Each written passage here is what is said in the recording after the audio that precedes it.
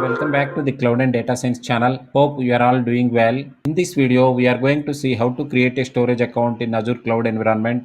We are also going to see what are the various types of storage accounts and what are the advantages of storage account. So let us create a storage account. Storage account name, we can keep store with storage 3, okay, and then this is already exists with storage 4, okay, with storage 4. Then there are two types of the performance styles. Standard means this is recommended for most general scenarios. Premium, if this is I think more expensive, but it is useful for scenarios where we require high performance, that is low latency, high cost, but it is having high performance.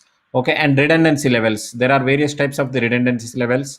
So these are the various redundancy levels. If we want to local redundant storage, that means that is only redundant within the single data center, but there will be redundancy against the server rack, okay, in drive failures. If one rack fails, then we can still have available the data in the other rack. But if the data center fails, then we will not be able to recover the data back. Geo redundant storage means here, yeah, the data is available in the other secondary region. So if one region, primary region fails, we can again restore from the secondary region, okay. And this is useful for the backup scenarios. Zone redundant storage means here we have the redundancy at the data centers, multiple data centers, okay. Even if one data center fails, then we can have the data available in the second data center. Similarly, geo zone redundant storage, this is highly available. Here we have the redundancy at both zone level as well as geo redundant.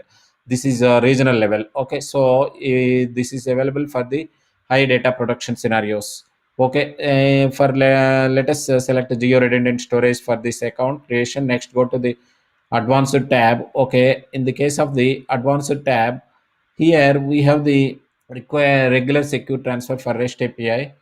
Let us keep the default options, okay. Data lake storage gen 2, we are going to create the data lake storage gen 2. So let us enable the hierarchical namespace, okay. In the here access types, there are two types, right? Hot tier and cold tier, okay. If we want more frequently accessed data and day to day, like if we are building the data pipeline for the streaming data or batch pipeline for regularly publishing the reports, then we can go for hard tier. But if we are storing the data for auditing purpose, only we access very rarely the data, then we can go for the cold tier. For now, let us go to the hard tier, okay. And these are the various types of the storages: data lake storage gen 2, blob storage, Azure files, tables and queues, okay. Data lake storage gen 2, basically it has the features of hierarchical namespace, which is useful for providing the file level access control permissions, directory and subdirectory level ACL permissions. Apart from that, it also has high performance, because in case of the traditional blob storage, the namespace, the hierarchical namespace, it appears to be folder, but if we want to delete a files under the particular directory, we need to have those many number of delete operations, which will be more time taken. In case of the ADLS Gen 2, it is all atomic operation under a directory, so that in one single operation we can handle that all the files deletion, okay. So it is having high performance as well as higher security, okay. And next one is Azure files.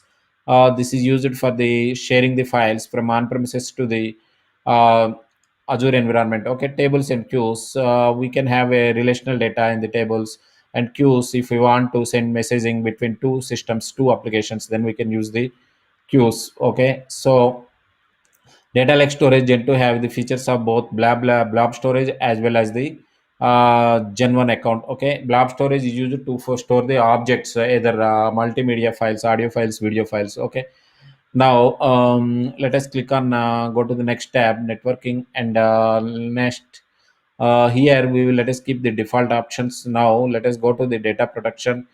Here in the case of the data protection, we have the options to enable soft delete for containers or soft delete for files. Soft delete is basically it will allow to recover the blobs and directories that were previously deleted, marked for deletion. So by mistake, accidentally, if we delete some marked as for deletion, but we can recover and restore back from this feature if we enable this checkbox. Okay, next go to the tags.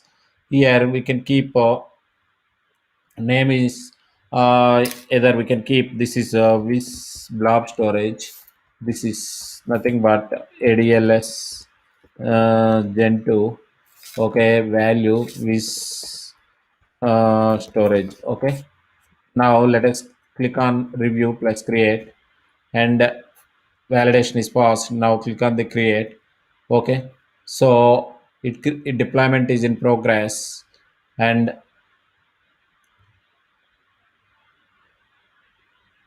now the deployment is completed. Okay, so what we have seen is we have seen how to create a account.